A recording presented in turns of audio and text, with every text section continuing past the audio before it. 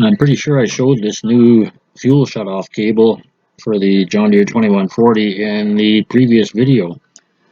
So I decided I was going to try and install it here today. And like so many of my jobs, it turned out to be not just that simple. But anyway, I'll give you a few video clips here to show how it went and what went wrong. And hopefully it'll be for my future reference. I don't suppose I'll ever have to install another one, but who knows? Anyway,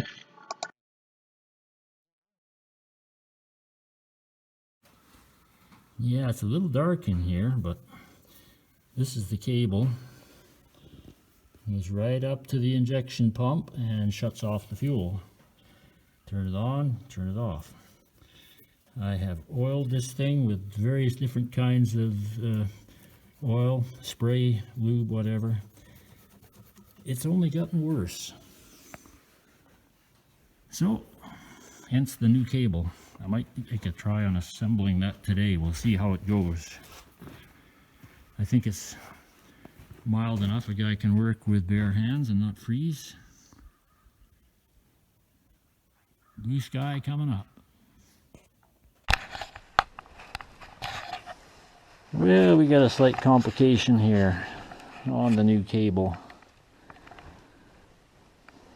It's about 2 feet too long.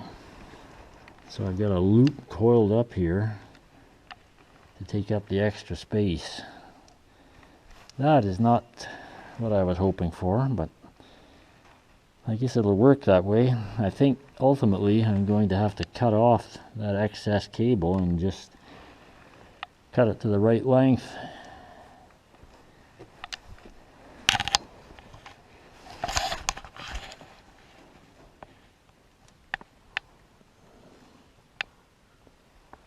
Yeah, complications all the way.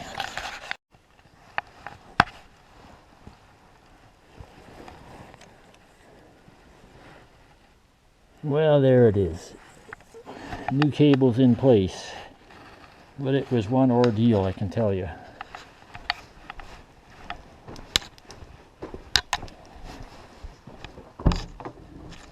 The old cable. Yeah, it's very stiff. Oh, I can hardly move it. So, the new one was this much too long. A couple of feet, I'd say. And yeah, I cut it. I really couldn't see any other option on that. So I've got it in there now. Not real happy with it. They got a very poor system of leverage and mounting here. They could have had it on a way better angle so it would have been able to pull without needing so much effort.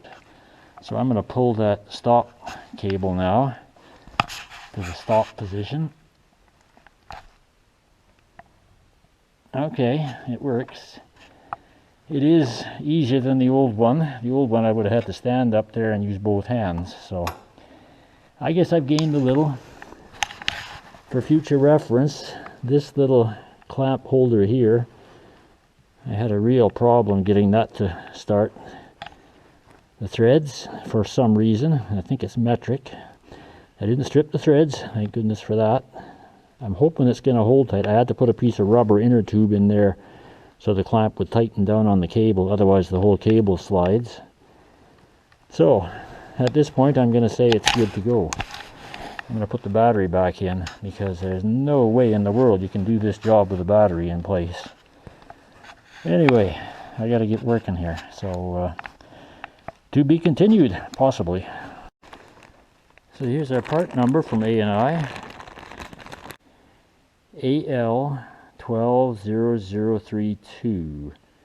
Now, as I recall, searching that number for the cable, the stop cable, for 2140, that was the only number they came up with. Now, what they should have had was two different numbers. Obviously, this new cable is for a tractor that has a cab and the stop control over on the side console. which would explain the extra 2 feet of cable that I didn't need. But we made it work somehow.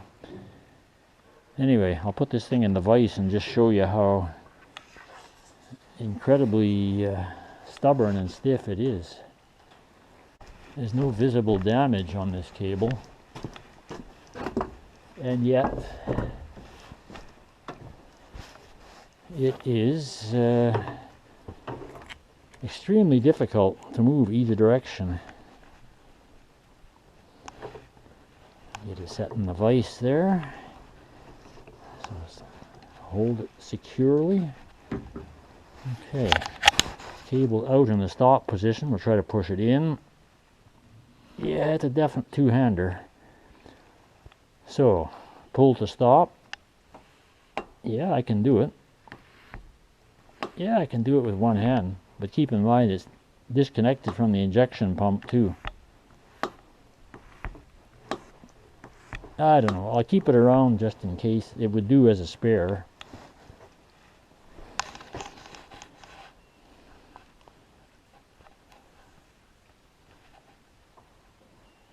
I really can't see any damage to this cable. I really can't explain why it should be so difficult moving. It's actually getting a little easier now.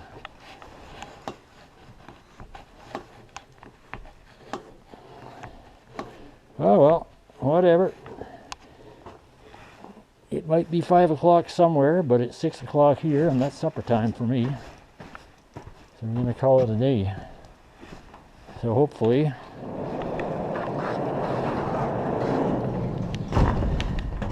I doubt this was very informative for anybody, and I'm sure there'll be some critical comments as to my poor skill in ordering parts, but the job is done and I think it's going to work. So until next time.